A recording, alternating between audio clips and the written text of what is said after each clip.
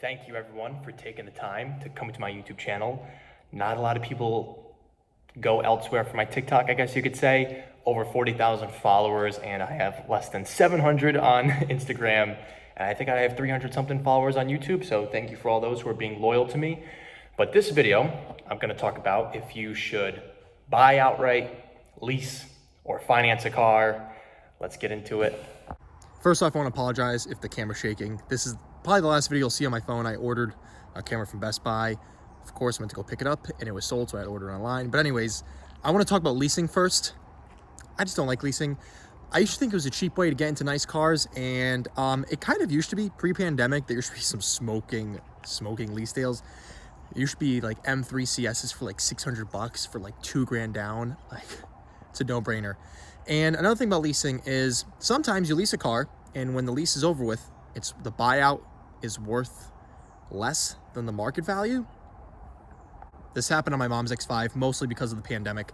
Buyout was around 42 grand, and it was worth 56, 57. So she bought this out.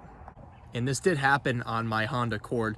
This was a lease, it was my sister's car. So the buyout was 13 grand, and the car was worth around 15 at the time. That wasn't super common back then, but it did happen because when you first lease a car, the manufacturer kind of guesses or estimates how much the car will be worth. So that's how the buyout price comes to be. But overall, I don't like leasing because they tell you can only put so many miles on it. If you want to get rid of the car, it's kind of difficult because you have to find someone to take over your lease, or you could default on the lease, which would destroy your credit. That would be like terrible. So not huge on leasing, but it does have its perks. I'm not gonna lie, you don't have to worry about selling it. Depending on the manufacturer, there's no maintenance involved. For BMW, no maintenance, but I know for Land Rover, you still have to pay for oil changes and stuff. Maybe that's changed though. Someone let me know if that's still the case. Another thing about leasing too is if you have a business, you can write it off. That is pretty good, I cannot lie.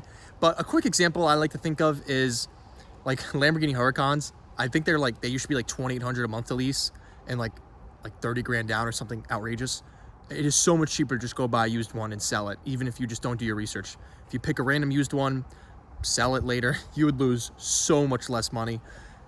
I think leasing can still be a good idea. Like, let's say you're someone who just graduated college, you don't have a good job, you don't have a ton of money, but you want like a new reliable car. You gotta like maybe a few grand down, like $2,000 down, and like a couple $100 a month. It's hard to beat. It can be hard to beat, but when it comes to sports cars, I'm not a fan of leasing.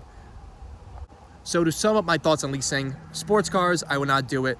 It does make sense on economy-like cars, or it can make sense, I should say. But for sports cars, just go buy used. It's gonna make a lot more sense. Now let's get into that. Now, when it comes to buying a car outright or financing, you should finance. The only time I think it really makes sense to buy outright is someone like me. I used to buy all my cars outright. I didn't really have any plans with the money at the time, if that made sense, and I didn't keep the cars for too long, so it was kind of like parking my money in a car for a short amount of time, if that makes sense. Now, if you are someone who has terrible credit, a few repos, you probably should just go buy a car outright. It's gonna make more sense. Your interest rate might be like 20%. I've seen some people get like 26%. That should be illegal actually. But yeah, very few cases where you should buy outright. Even some people I know who do quite well, they still finance even though they absolutely do not need to finance. Let's use my M3 as an example really quickly. This car was 86 grand. I did put down 30 grand. Let's say I put 56 grand to the market, and historically speaking, you can get 11%. I think it's 11% in the SP 500.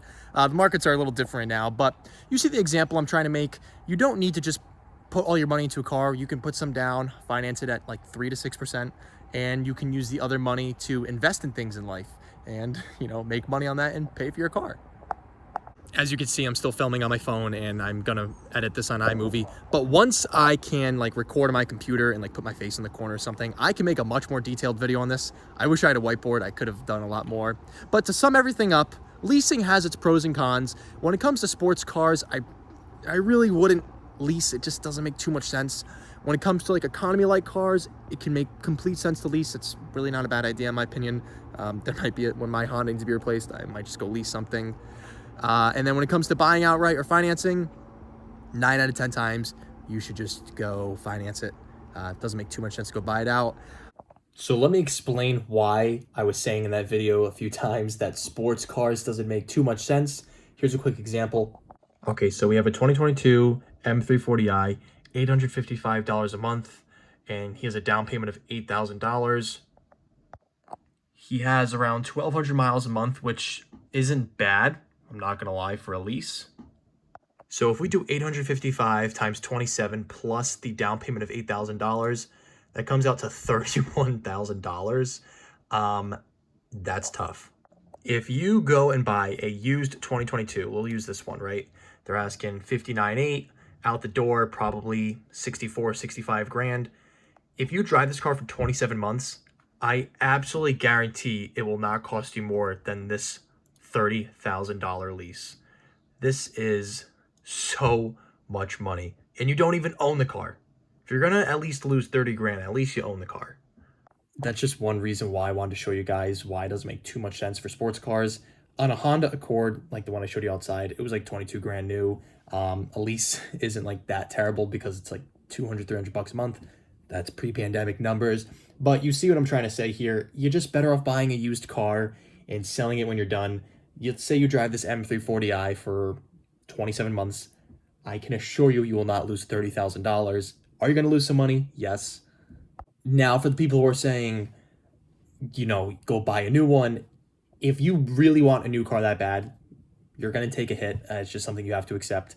That's why I like buying used. I'm willing to accept getting a little used car and not losing a ton of money. I hope that gave you some helpful information. If you have any questions, let me know, and thanks for watching.